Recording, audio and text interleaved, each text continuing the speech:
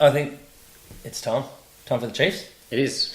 So the players out for the Chiefs, Bradley Slater already touched on that. Aidan Ross already touched on that last week. Manaki Selby Rickett, Harry.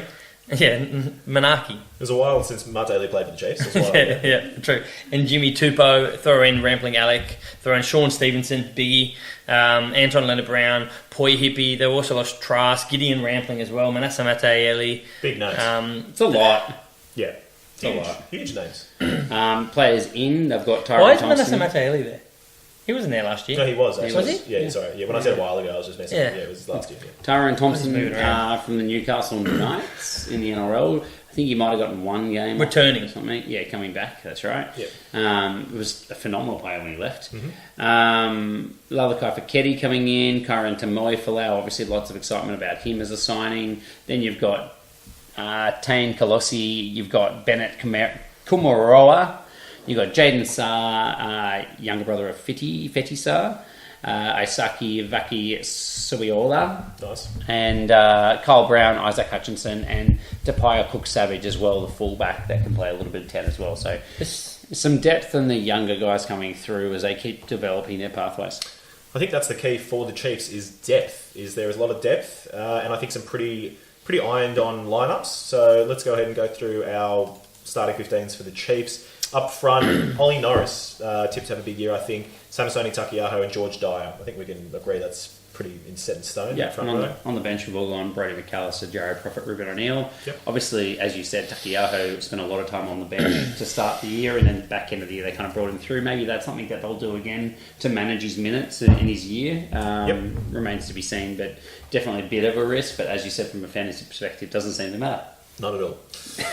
We've got in the locks Josh Lord Tupavai with Napla Akoi on the bench. I think we've all done that. Pretty simple. And maybe it's just because I'm a nerd, but Josh Lord and Tupavai, both number 5 locks. So I'd like to see which one moves. It just depends who's bigger.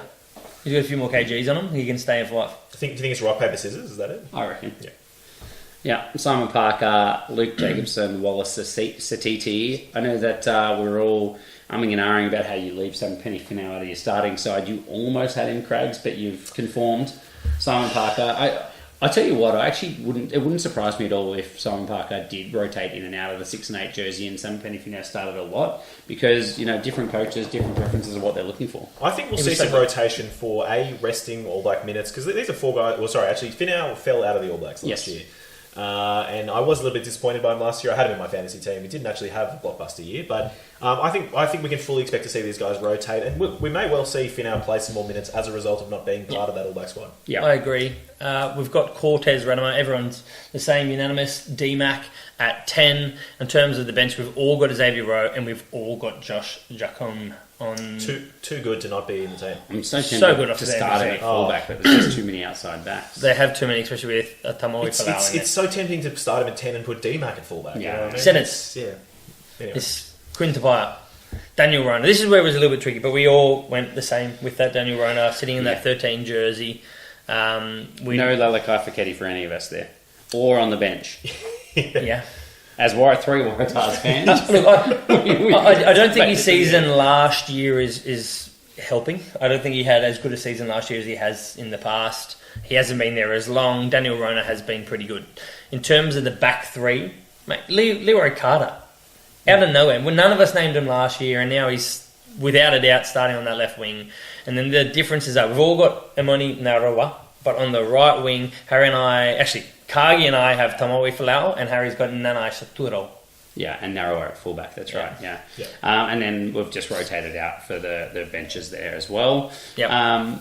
Guys, beyond that, what do we got for the Stocks Rising?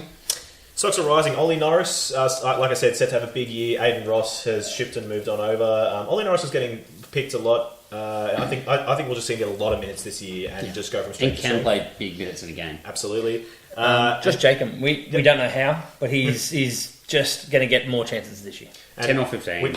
Buddied up with Mackenzie. He's so good, and we talked about his stats in the new Hot Shit podcast for NBC. Mackenzie could play plenty of 15, slot him at 10 or vice versa. Daniel Rona scores so many points as well when he does play. On the wing, could be centre. I think there's an opportunity there with ALB leaving in particular. but obviously also Rameki Poi Hippie as well. Yep, huge. So there's an opportunity there if you can hold off Lalakai. Cargie. Big mover. Yeah, and stocks are falling. I mean, we just talked about Sam Petty-Finau, and I said he actually kind of could fit into both categories. Stocks are falling or rising. But just Simon Parker's rise to the All Blacks. He was starting there in the 6th jersey for the All Blacks at the end of that season, international season last year. So could go either way with Finau. And then we also have Nanai Saturo. We think by and large he might be the one in the crosshairs with there's Tamofalau coming in. They've got 4 incredible outside backs and a couple of new talents coming in, but we think he may be the one to struggle for game time. Who knows? I think I said Tamofalau might not start as much, but Eteni probably hasn't been able to put together the most consistent seasons for the last few years as well, but had a lot of injuries. So this is the year where I think he works out if he can stay in Super Rugby long term or not. Yep. For mine, I think it is. I say that considering he has like 50 caps. Despite both Narawa and Carter being in the All Blacks, I see it as Carter is ironed on left wing. You can't leave Tamofalau out, so I see it between Narawa and Nanai Saturo sharing the fullback jersey. Honestly, I think it's maybe Narawa, but look, there's also a lot of people that can cover out fullback, but we've gone Smoky, Tapaya, Cook, Savage. Yep. Don't get me confused, Tom Savage. They're very similar players. Fullback option, not a big body, but we know he's a talented player through some of his age grade stuff, through I think some of the NPC. But I mean, again, we're talking about Tamoi Falau, Narawa, Nana Satoro, Mackenzie could be back there, Josh Tacombe could be back there to cover fullback if he's going to get a run at fullback. So it's pretty hard for him to get in there. He can cover wing as well. Are you telling us all the reasons why you don't think our Smokies are smoking? No, he's a smoky. But geez, there's with this smoke, there's fire. I've got one where there's an actual smoke. Tyrone Thompson, I think, they did rotate through their hookers last year. Thompson has the ability to have huge impact. He's come back a few kilos lighter from league. He'll be McAllister, Takiaho. So, yeah, I'm not saying he's starting every week, mate. I'm saying that he has the ability to really create some damage. And he looks like a proper fantasy manager. You know what I mean? He's a real hog. We like the look of him. Oh, yeah. I think that's all for our Chiefs. Smokies.